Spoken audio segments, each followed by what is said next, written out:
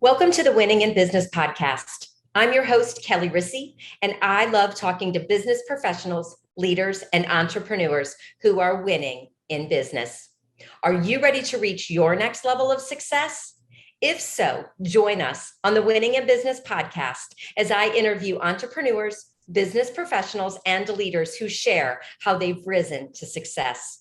Before we begin, go ahead, hit subscribe and the notification button so you'll be notified each time a new episode is released.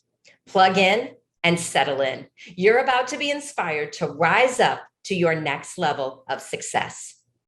Welcome to an episode of Winning in Business. My guest this week is Mark Denzler, and Mark is the president and Chief Executive Officer of the Illinois Manufacturers Association, which is a statewide advocacy organization representing nearly 4,000 member companies and facilities. Mark was named to his current position in January 2019 after serving a dozen years as VP and COO. And you have so much more to your bio, Mark, but I am just so excited that you are here today. And we're going to dive even into more things as we keep talking. So for those listening, that's just the brief overview of Mark. And we'll get to all of the amazing things that he's done. But I want to welcome you today. Well, Kelly, thank you so much for having me. It's a thrill to be here and discuss and chat with you about these important issues. And again, to reconnect, we've been friends now for about 30 years. It's hard to imagine since our days at Illinois Wesleyan. So again, thanks again for hosting me today. I'm really looking forward to the conversation.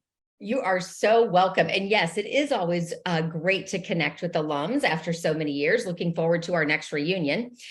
So let's go ahead and kick it off. Like, how did you end up getting into what you're doing? Because I feel like where you started and where you ended are kind of two different things: business, politics, all of those combined together. So can you give us like the brief synopsis of how you ended up at IMA? And that is the Illinois Manufacturers Association. We can shorten it for the rest of the talk, IMA. So like, how'd you end up getting into what you're doing?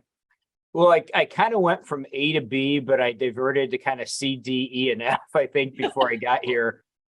So I went to Illinois Wesleyan with plans to go to med school and started studying biology, and always loved kind of politics in the legislature, and did some internships while I was at Illinois Wesleyan University. And after college, decided to kind of take a gap year and take a year off. And came to Springfield and worked in the state capitol under a legislative internship program where I got some credit toward a master's degree. And then I was hired on legislative staff, and I figured, well, I'll take a few more years and like doing this. And about that time, I decided instead of med school, I was going to go to law school. Took the LSAT, was prepared to go to law school, and the Illinois Manufacturers Association called. And I came over to run part of their government affairs operations, particularly doing education, transportation, and tax issues for them. And then it's kind of gone from there. And State Farm Insurance hired me to oversee some government affairs for them in Illinois and the Midwest. And then my predecessor here at the IMA left, and I came back in 2006 and moved up. So it was not a direct path from A to B. I'm still, Kelly, trying to figure out what I want to do when I grow up, even though I'm 51 years old. And so it's been an adventure. It's been fun the entire time, and it's challenging, but it's not what I expected to do 30 years ago when I was at Illinois Wesleyan University. Yeah. Well, looking over just what you have done for the IMA. So here's what I have. Some of your milestone achievements include: you are the creation of the Manufacturing Matters Economic Impact Campaign. You launched the Makers Madness, the coolest thing made in Illinois contest. You have permanent and modern manufacturers purchase credit, a new apprenticeship credit to help manufacturers address the skills gap, a long-term 25-year extension of the successful Enterprise Zone program, significant reform of the Workers' Compensation Act, extension of the Research and Development Tax Credit, and then rewrite of the Unemployment Insurance Act. That's a lot of fantastic things that you have done. Well, first, thank you. It's very kind. It's really our team and what we've done. And really my role at the Illinois Manufacturers Association, and just for background for the viewers, We're the oldest state manufacturing trade association in the country. We'll be 130 years old next year. We're also one of the largest. So we represent about 4,000 member companies and facilities that range from the Fortune 50, large iconic companies like Caterpillar and John Deere and Boeing, down to small family tool and die shops. And one of our jobs in advocating for manufacturing is really telling that manufacturing story. Kelly, I think one of the challenges that manufacturers face is we don't do a good enough job of telling our story and patting ourselves on the back. And when you think back historically in our country, manufacturing, agriculture, and mining really built this nation. And today in Illinois, we employ 650,000 women and men, contribute the single largest share of our economy. But so many of these manufacturers are just in kind of gray, nondescript buildings and industrial park. So one of the things I really tried to do is showcase the sector. And I think, we'll talk about workforce in a little bit. But some of these campaigns are really fun. So we started 3 years ago, Makers Madness, the coolest thing made in Illinois. Any company that makes something in Illinois can be nominated. The first year we had 150 nominations, and Caterpillar's a large mining truck that stands 27 feet tall won. Last year, we had over 400 products nominated. Rivian's R1T electric truck won. And we've done Made in Illinois posters and makers hiring. And actually, a fun one this year for Manufacturing Month in October, we rented a charter bus and we wrapped it with our partners at IMAC. And we did an 8-day, 21-stop, 2,100-mile trip around the state to showcase these great manufacturing facilities. So for me, it's fun. Every day is different. Every day is a challenge. But how do we tell that story? The same thing that you do. How do we tell the story of what we're doing in manufacturing or in the business community to make sure that people can understand the importance of manufacturing to our state's economy?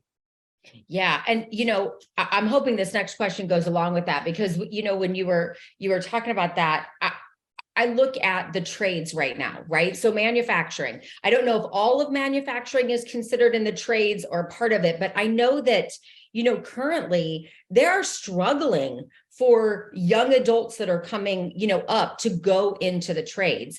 Do you feel, is that happening in manufacturing? Like, is that all over? And are you seeing that? Like, what are your thoughts on that? Yeah, it's a great question. And Kelly, it's the number one challenge facing manufacturers. And it's not unique to our sector. We see it in nursing and teaching and truck driving. So again, it's not unique to us. But when you think back pre-pandemic, so in early 2020, there were roughly 437,000 open manufacturing jobs nationally. And again, unemployment rate about 3%. Today, our unemployment rate is back down to roughly 3% nationally, a little bit higher in Illinois.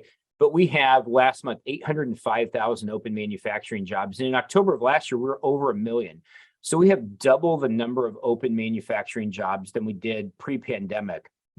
And you're right, part of us showcasing modern manufacturing is to change that perception. Manufacturing is not dark, dirty, and dangerous. It's not what we thought about 20, 30, or 40 years ago with belching smokestacks and cogs. Today's manufacturing companies are diverse and sustainable and high-tech and automated. And so we have to attract different groups of individuals to manufacturing. And the trades are a critical part. Obviously, manufacturers have engineers and accountants and marketing, but the lifeblood are really the men and women that work on the factory floors, producing the products that are made right here in Illinois.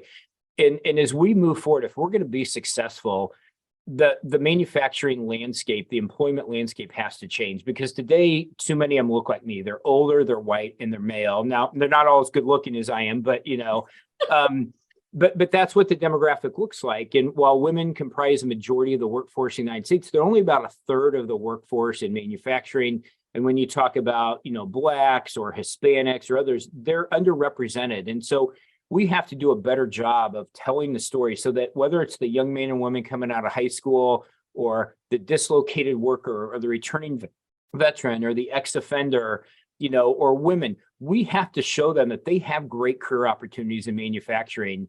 And that's one of our big challenges that we face today. And so you're absolutely right. The trades are critically important, and you can graduate from high school, get some additional training. It's a little bit different because it's a little bit more highly skilled than it was 20 years ago.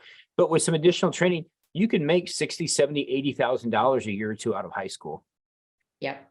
Which is fabulous. I mean, college is not for everyone. It's really not. And at some point, I feel like we are pushing everyone to go into college when it's not for everyone. And what a great starting salary, to come out of. So yeah, so thanks for sharing a little bit about that. So for you and your success of now being the president and the CEO of this company, what skills, qualities, mindset, like have you just learned along the way that has proven to be successful for you in getting where you are? Well, first, I think I was lucky. I was born in downstate Decatur, and I think I have a lot of common sense and kind of a hard work. But in terms of these jobs, you have to think strategically. You have to think 2 or 3 steps ahead, particularly if you're trying to pass or enact legislation in the General Assembly. As you know, and you do a great job of it with the podcast and the work that you do, but you have to be a great communicator.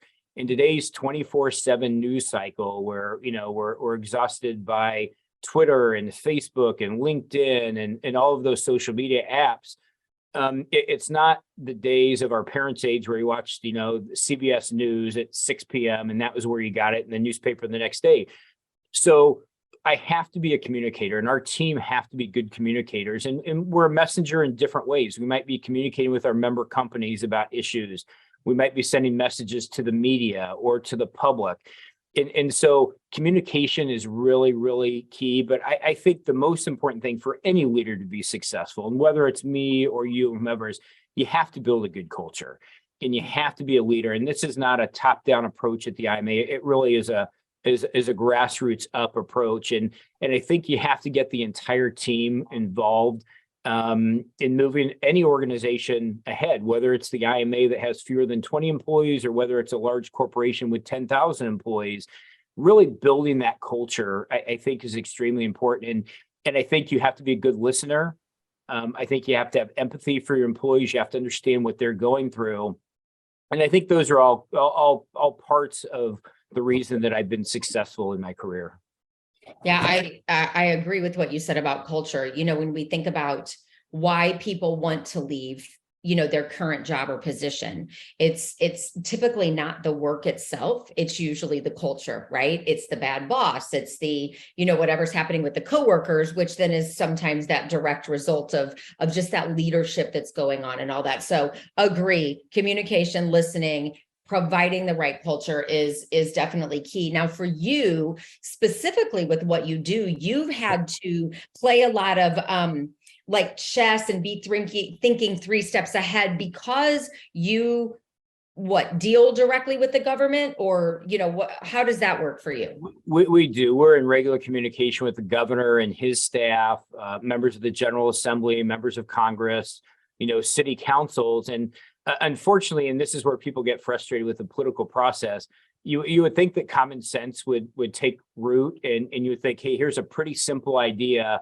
How do we get this enacted? And you have to realize there may be organizations or interest groups that are opposed to that, or you may have a good idea, but members of the General Assembly want to hold on to that because there's another idea that's not as good. And so they'll add our bill to their bill, as I say, to kind of put lipstick on a pig, for example, that we've seen with some things. So you have to think about, I want to advance legislation. I want to get it signed. Well, if there's another organization that's opposed to it, okay, how do you overcome their opposition? Is it by negotiating down your proposal? Is it marrying your idea with something that they have, so you both get, kind of half a loaf, so to speak? You have to think politically. Does it play in somebody's legislative district, either positively or negatively? And so most bills in Springfield don't just advance on their own. And, what you learned in school of, I'm just a bill and the 3 steps in the old cartoon you would see, what happens in politics and the legislature is not what you're taught in a textbook in high school or college. And so you really have to think strategically about building coalitions, how you can find more friends, how you can advance this. And it's just not as straightforward, I think, as most people think. And that's why they get frustrated, because they have a good idea and think, how come this isn't passing? And you just have to think continuously several steps ahead about how you get there. Yeah, I can see how that's frustrating for you all. And then I feel like on the other receiving end of that, it can be frustrated because if I, as the voter need to vote on something, but then it's bringing in all these other things. And I'm like, well, wait a minute, I like this part, but not this part, but they go together. That's equally as frustrating, being on that. That's just my opinion personally. Yeah. Yep. Absolutely. Yeah. So, I know that you also play a vital role in your community. So tell us more about that, all the things you're involved in and the ways that you do community outreach. Well, first, I was blessed with parents that were active in our lives. Grew up in a low middle class family, but my mom was the PTA mom and helped coach T-ball, and my dad was in the Scouts, and so I was kind of born with a servant's heart, so to speak, or I learned that from my parents. And so I've been very blessed with my wife and my son, and so we always try to give back, and whether it's at our church. That we do a lot, but I've been lucky to be on the Springfield Public Library Board and serve as president, and was invited to be on the St. Jude Children's Research Hospital, their Midwest affiliate in Peoria. Right now, I'm on the board of the Ronald McDonald House Charities of Central Illinois, which serve about 30 counties. And we have 2 Ronald McDonald houses where families can stay if they have a sick child who is in a life-threatening situation, so they don't have to drive far. And so, that came about because one of my neighbors growing up had twins, and she had to stay in the Ronald McDonald House in Springfield while her kids were in the NICU. And so I just think, look, we're all a community, right? We're a big community, and I've been very blessed in my life, and my wife has. And so how can we help those who may not have the same circumstance? They're a little less fortunate maybe than we are. And so we just try to find quiet ways to be helpful and just give back to the community. Yeah, excellent. So I want to go back for just a minute, and I want to talk about work ethic. And I know that was something you and I talked about, before we started this interview. So work ethic, where do you see that it has, when we started working and how our generation works compared to what's happening now? Do you see a disconnect? And especially, I guess, in your field, right? You can't speak globally, but in the manufacturing field, what do you see? Well, I think it's certainly a different mindset, and I don't want to generally characterize everybody. But when I was taught to work growing up, it was you never left until you finished the job, and you might have to stay an hour or two extra. And last night was election night in Illinois, and we were here until 2:30 this morning in the office to put our election update together because I want our members to have accurate information and timely. They get that from us. It would have been very easy to go home at 7:00 at night, come back today, look at the results, write something, and get it to the members later. But I do think there's a difference in the newer generation. And you see a little bit about the quiet quitting. And I think the pandemic's played a role in part of that as well. But I certainly hear from our members that there's a challenge that, manufacturers are great jobs, but they can be a little bit harder than maybe flipping a burger or making a sub sandwich. And, I hear from members that they'll hire someone a good wage and they'll work for 2 weeks and then they'll just ghost them and stop showing up because they don't want to put in a full day's effort. Or, if there's a new job that has to go out and they need some overtime, on a Saturday. Before, I think previous generations would absolutely raise their hand and say, yep, I'll come in Saturday morning and we'll get this done. Today, I think people, and some of it is maybe work-life balance, but I think there's less of an inclination to say, I'm going to stay extra and make sure this job gets done and help my employer. And so there's a number of different reasons for it, but I definitely think the work ethic today generally is different than it was previous generations. Yeah, it's so interesting that you bring up that work-life balance because I feel like sometimes people are looking at it truly as a balance, right? Like 50% work and 50% home, and yet it's really not that. Work-life balance is really more about finding that harmony and how it can all work. And there are going to be times that we're going to be working later, and there are going to be times where we're on vacation. And you know what I mean? Sometimes we're working more on projects and maybe that's at home, and yet other times we're with our kids. And I think it's finding the harmony within that is perfect for your life instead of us all looking for that balance. Because I'm telling you, if the newer generation, if they are literally looking for balance, I don't know, good luck, right? Because well, and that's exactly what you preach and how you work with your clients, because as we all know, we're connected 24/7, right? We all have our cell phones and our laptops and our iPads. And I know I celebrated my 20th anniversary recently. My wife and I took a trip to Germany, and you know what I was doing in the morning? I was checking my phone and returning messages. I have a hard time just turning that off. I struggle with work-life balance. There's no doubt about it. And I could do much, much better. And I think, well, hey, if I knock some of these emails out, it's less I have to do when I get back. And two, I want our members to have a quick response. I don't want them to have to wait a week for information because they might need it tomorrow. But that work-life balance is really a challenge. I mean, one of the blessings about working in manufacturing is, one of my friends, Jay Timmons at the National Association of Manufacturers, says that manufacturing is a place where you become part of something bigger than yourself. And I do think manufacturing work provides purpose. I think a lot of the new generation, they want purpose, right? They want meaning in their job. It may not be the salary that they're paid or the benefits, but what are they really doing to improve the world? And whether it's environmental, sustainability, you name it, manufacturers have a great story. And so I do think that, there's a certain attractiveness to manufacturers more than making your hamburger or your roast beef sandwich. When you're making a product, whether it's a baseball bat or a football helmet, or whether it's a part that goes on the space shuttle, the International Space Station, or a Boeing airplane, I do think manufacturing provides some of that purpose. But again, the work-life balance is so important, because you want happy employees. You want people to find value in their work, but you also want to make sure that they have a life outside of work. Yes. And I do think that companies are, I think that was one of the things that the pandemic really opened up for companies, is like, oh, now people are working from home. They like working from home. Now we have to figure out how to get them back into the facility, the building. And I think for workers, then we became like, oh, wow, this is what it's like to spend more time with our family, because we were all in the rat race, right? I mean, that was just the way that society put us, is like, it's like, we're all in the constant rat race. And, part of me feels like that was something good that came out of COVID, as we all started opening our eyes about, wait a minute, like, where are my priorities and how can I find that little bit more of a harmony that I'm looking for? So. Yeah, and one of the things that I did at the IMA when I became CEO 4 years ago with that culture is, to your point, everyone has personal interests outside of work. So we implemented and we gave every employee 2 hours a month to volunteer, paid time off. And so additional time. So if you want to go volunteer at your kid's school for the Halloween party, or you want to do something at your church, or there's a charitable golf tournament in town, we give everyone 2 hours a month to go to volunteer.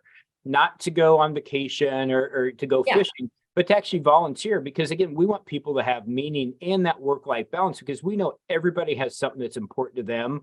They can choose for themselves what they want to do. But again, it's building that culture and making sure that they have that balance.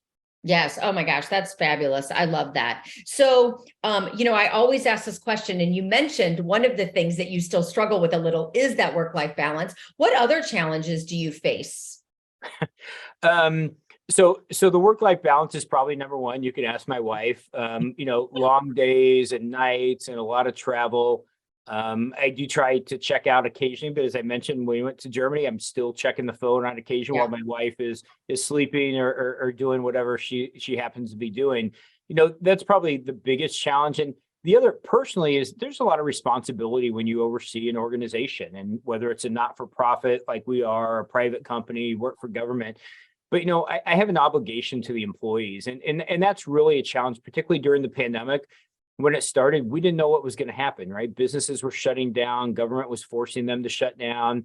And one of our board members said, look, you could have run away, but you chose to run into the fire. And to try to help our members, we did that. But it's that responsibility I feel every day to make sure that the employees that work for us, that they have a paycheck and they have healthcare benefits, because it's not just me and my family, or, the roughly 20 people that work here, but they all have spouses and they have kids. And so when you look at it, we're really supporting, 75 people maybe. And so that's a big responsibility that, when I go to bed at night and I sit there and people ask what keeps me awake, a lot of it is just making sure the organization continues to run and that we take care of our team, because at the end of the day, the most precious resource of any organization are their employees. And they really determine whether your team is successful or not. And so, that challenge of making sure that my team is taken care of and cared for. And I think, Kelly, as we talked before, everybody's facing an issue that we may or may not know about. Yep. Somebody may have lost a child, maybe they lost a parent, maybe their spouse has lost a job, maybe they're dealing with a health issue, and they're not always public about it, but that can impact their performance. And so we want to just know that they're cared about, they're loved, that we have their back, and they don't have to worry about this. But really, for me personally, it is that work-life balance. Again, there are challenges in elections. There's challenges in the General Assembly. They come and go. But really the work-life balance for me, and then making sure that my employees are taken care of. Yeah. Yeah. So, Mark, think about what you can say no to. I'm just kidding. Kelly, it's a great point. And I laugh because my wife tells me that, my team tells me that. I've tried to do a better job of saying no, because oftentimes people want me to come and speak at, tomorrow morning, I'm driving north to Kankakee tonight. I'm keynoting a breakfast at 7 a.m. So I've got stuff today, and I'll probably leave and have a 2-hour drive, and I'll get to the hotel at 10 tonight, and I'll be up at, 5 in the morning getting ready. And so, that work-life balance, there is no doubt about it. And saying no, you're exactly right. You talk about challenges and that goes along. Sometimes they have to say no, and that's hard to do. And the other, I would say, is really delegating responsibility. Yes. I mean, yes. that is a huge issue, because Yes. I've done so much at the IMA. I ran government affairs and I was COO. And so many people are used to calling me. I've got a great team. I'm doing a better job, but my teams always tell me, make sure you take care of yourself, make sure you delegate. Yes. So I'm trying to do a better job of that. Good. Delegate or eliminate. What needs to happen? So for you, what are your goals for business and life moving forward?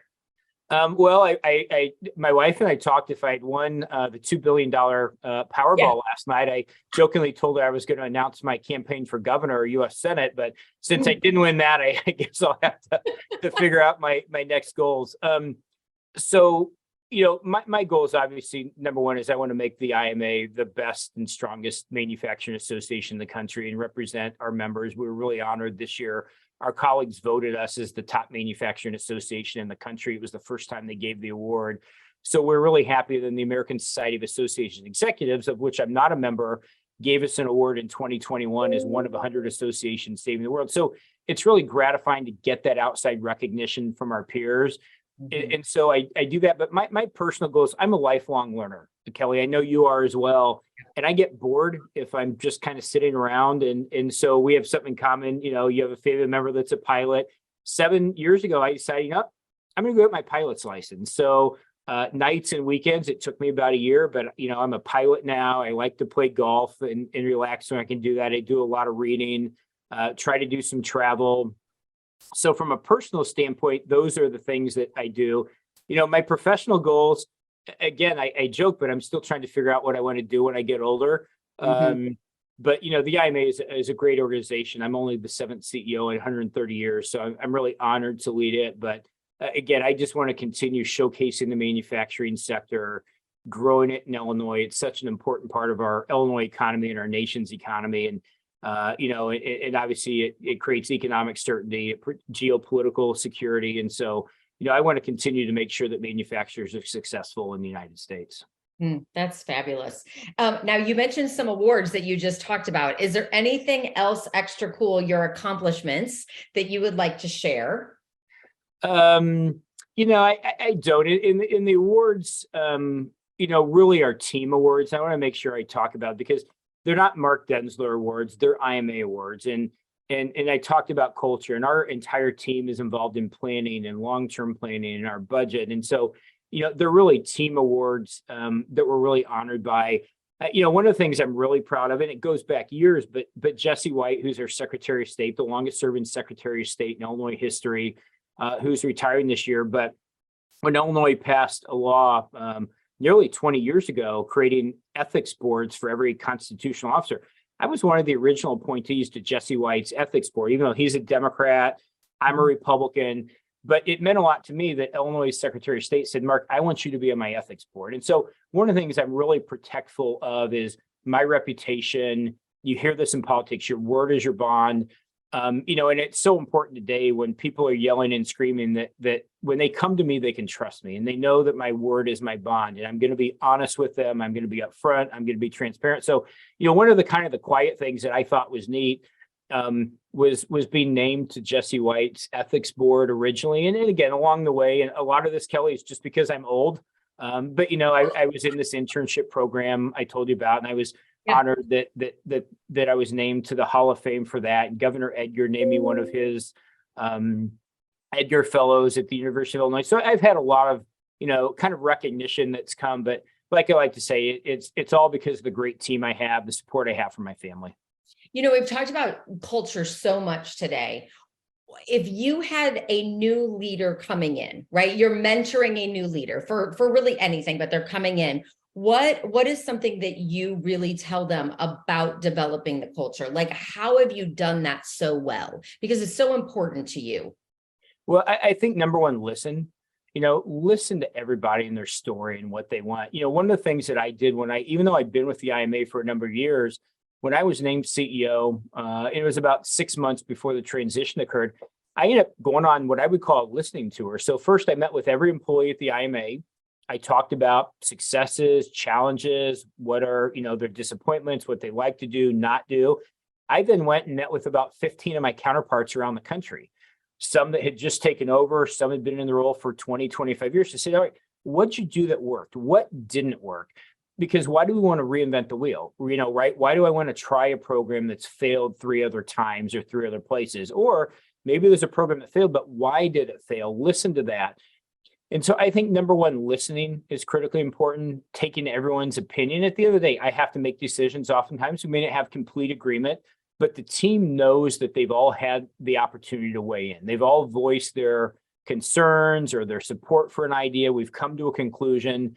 And again, as I say, it's just making sure you take care of your people because they're the most valuable asset that any organization has. And we couldn't function without a good team. Illinois Wesleyan couldn't function, Caterpillar couldn't function. And so building that culture by listening, number one. So I would tell a new CEO, listen. Number two, to your point, take care of yourself, because if you're not taking care of your health, your physical health, your mental health, you can't be a good leader if you're not in a good shape or good position as well. And so that's something that I need to work on as well when you talk about work-life balance, because if I'm constantly stressed or I'm irritated or I'm having challenges, that's going to probably show to my team. And so, if you have to get counseling, you have to have a life coach, services that you provide.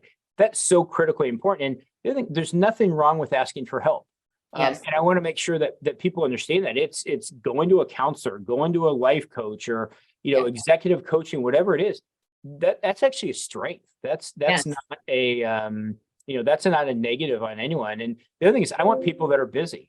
I want someone that is involved in the community and involved in their family or their church or whatever it is. Because I think they're well-rounded and they do a lot of good things. Yeah. The other things that I heard you say, which I know is, part of the culture that you build also, because you've mentioned it, is the authenticity, the trust, right? And I know all of that is a part of it. And when you bring up stress, it's so interesting, especially for leaders, right? Because we see ourselves when we're stressed, we're like, I know I'm stressed, but I've got it. I got everything under control, right? And then it's interesting how the other people see us when we're stressed, right? Whether that be our family, whether that be our employees, our team members, whatever that looks like we think we have it all under control when we're stressed. And yet that's not always the way other people perceive us, which I think is really important for people to really understand of the importance of addressing your stress. And it goes back to that health aspect as too, right? So when I work with a lot of business owners, if you're not well, you can't sell. And stress put me in the hospital. You know what I mean? And so that's one of the reasons why I do what I do, because I don't want other people to go through that, because stress will knock you on your butt. And again, we think we're handling it well. We know we're stressed out, but we don't do anything about it. And the next thing you know, it just smacks us upside the head. Right. Well, and you're right. And you can't hide, right? It's not going to go away by putting your head in the sand or ignoring it or think it's going to resolve itself. To your point, there's nothing wrong with asking for help, and they're not easy decisions to make. And I know I stewed it, and one of my challenges is, I've been in this position for a long time, and I had to let a couple employees go last year. I never had to do that again before. And you want to talk about something in the pit of my stomach for a couple months. I knew it was the right thing to do. I talked to my CFO, we contemplated where the organization was moving. And you want to talk about a decision that I kind of stalled and hemmed and hawed for a while, because it's not an easy decision to make.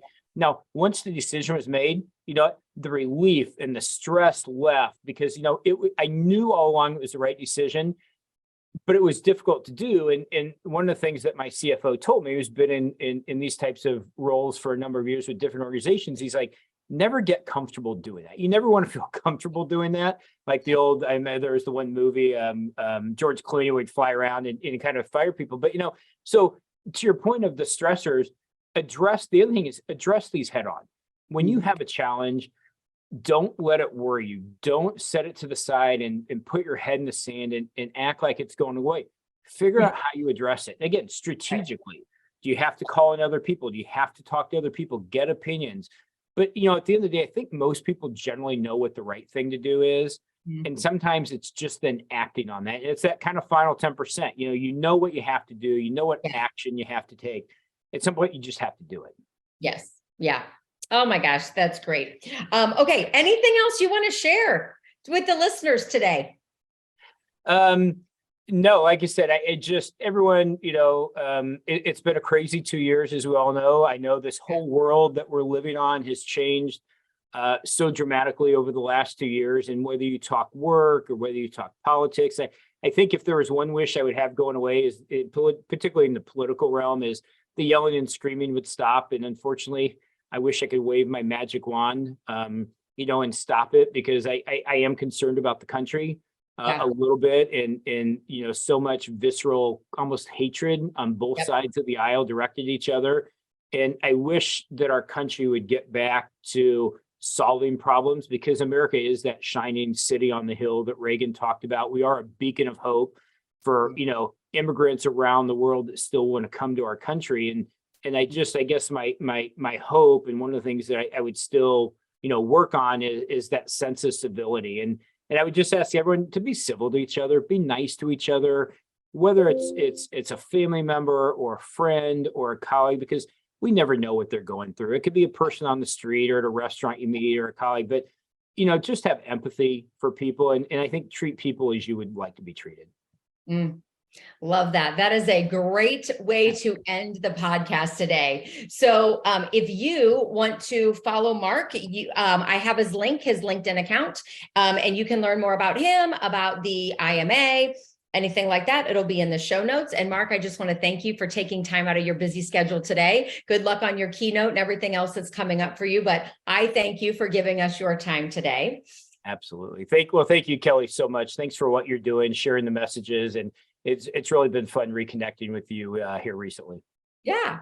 And for our listeners, I would love for you to make sure that you are subscribed, like, comment, and share this with anyone you know, especially someone that is interested in the manufacturing business, maybe coming up, a young person that might like to do that, or anyone that needs Mark's advice on how to create a really great culture. So I will see you next week on the episode, and have a great one.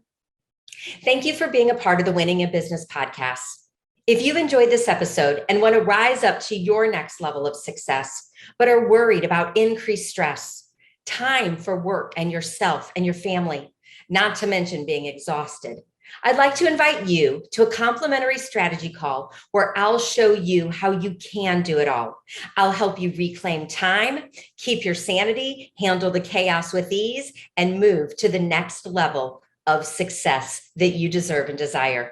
I hope you found value in listening today. Please always leave your comments, feedback, or questions. We check them all. I want you to continue winning in business and reach your next level of success. See you next time.